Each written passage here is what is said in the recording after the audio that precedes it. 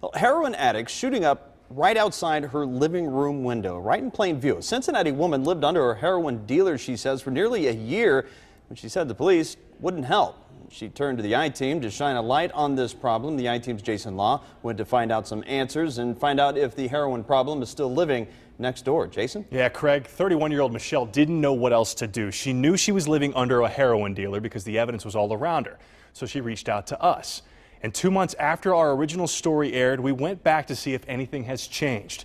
And we found the difference is like night and day. This was the view through Michelle's living room window.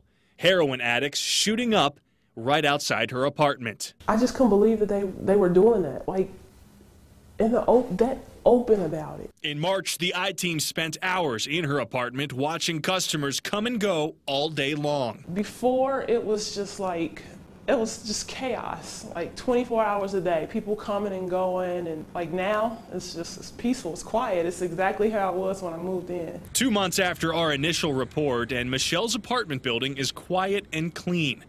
Before, she says the parking lot would have been full of cars and drug addicts. The only noise now is from the nearby train tracks.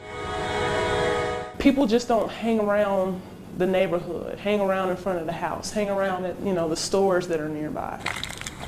You can walk down the street without having 10 people ask you if you have some spare change, because you know exactly what they're going to do with it. Her nightmare may be over, but the problem didn't just disappear.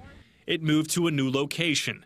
Cincinnati police told the I-Team the dealer left Michelle's building for a different part of town. Michelle sometimes wonders about his new neighbors. I just feel sorry for them because they're going to go through exactly what I'm going to go through, and they're probably going to be too scared to do anything. But you know what? You can't let people just come in and take advantage of not only you, but whatever situation that it is. And that's exactly what he was doing. He's taking advantage of the situation, and people are just too scared to do or say anything. In April, investigators told us they knew who the dealer was, but were having a hard time finding him. Today, we checked in with police to see if an arrest was ever made, but we have not heard back. Craig?